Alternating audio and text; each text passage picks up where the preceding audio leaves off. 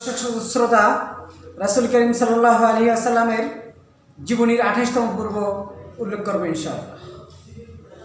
দর্শক, রাসূল করিম সাল্লাল্লাহু আলাইহি ওয়াসাল্লাম মদিনায় এসেও শান্তিতে থাকতে পারলেন না।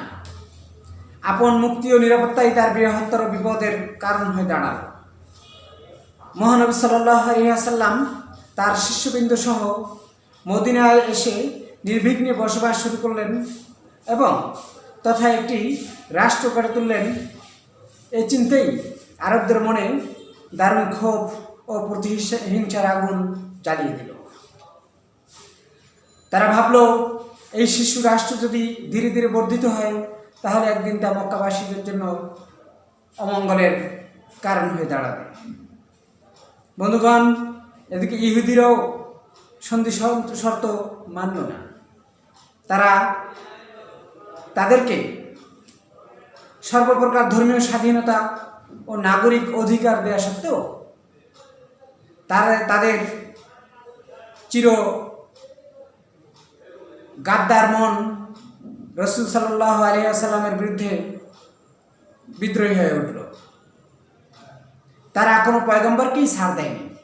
মুহাম্মদকে কেন ছাড় দেবে তাই তারা গোপনে গোপনে কুফারে কুরাইশদের সাথে ষড়যন্ত্রে লিপ্ত হল। এহেন পরিস্থিতির মধ্যেই শিশু রাষ্ট্র ধীরে ধীরে মাথা তুলতে শুরু করল। আঘাতে আঘাতে ঘুমন্ত শক্তি জাগ্রত হল। মদিনাবাসী মুসলমানগণ স্পষ্টভাবে বুঝতে পারলেন তাদেরকে এখন জাগতে হবে, প্রতিবাদী হতে হবে। এদিকে খ্রিস্টানরাও সন্ধি শর্ত ভঙ্গ করে গোপন ষড়যন্ত্র শুরু করে দিল। এই সময় কয়েকটি আয়াত নাজিল হল, যার মধ্য থেকে আমি দুটি উল্লেখ করব। যে আয়াতগুলোর মাধ্যমে রাসূল করিম সাল্লাল্লাহু আলাইহি ওয়াসাল্লামের মনের দ্বন্দ্ব ও সংশয় দূর হয়ে গেল। বঙ্গানুবাদ করা হচ্ছে, তাদের সাথে তোমরা যুদ্ধ করো যারা তোমাদের সাথে যুদ্ধ করে।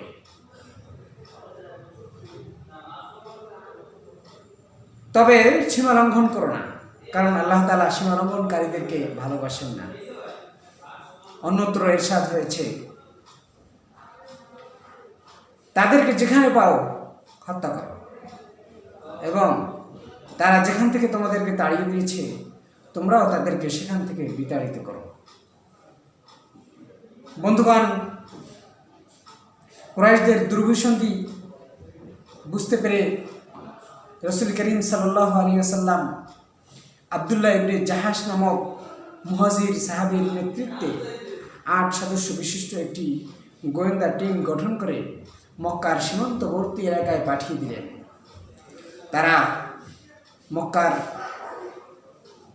সীমান্তে নাখলা নামক স্থানে অবতীর্ণ হলে তাদেরকে একটি ছোট্ট কুরাইশ কাফেলার সাথে মোকাবেলা করতে হলো। কুরাইশ কাফেলার লোক ছিল 4 জন। তারা হঠাৎ মদিনাবাসী মুসলমানদেরকে মক্কার নিকটবর্তী এলাকায় দেখে আচমকিত হল। আর মদিনাবাসী মুসলমানও তাদেরকে দেখে কিছুটা চমকে উঠলেন। তারা যুদ্ধের প্রস্তুতি নিলেন। উভয় দলের সংঘর্ষ শুরু হয়ে গেল। কুফারে কুরাইশদের মধ্যে থেকে একজন নিহত হলো, 2 জন ধৃত হলো এবং 1 জন জীবন নিয়ে পালিয়ে গেল। এহেন পরিস্থিতিতে বড় যুদ্ধের পরিস্থিতি সৃষ্টি হলো এবং বদর যুদ্ধের ভূমিকা এটাই বদর যুদ্ধের পূর্ব কারণ। বন্ধুগণ, আজ এ পর্যন্তই আমার আলাইনা ইলাল বালাগ।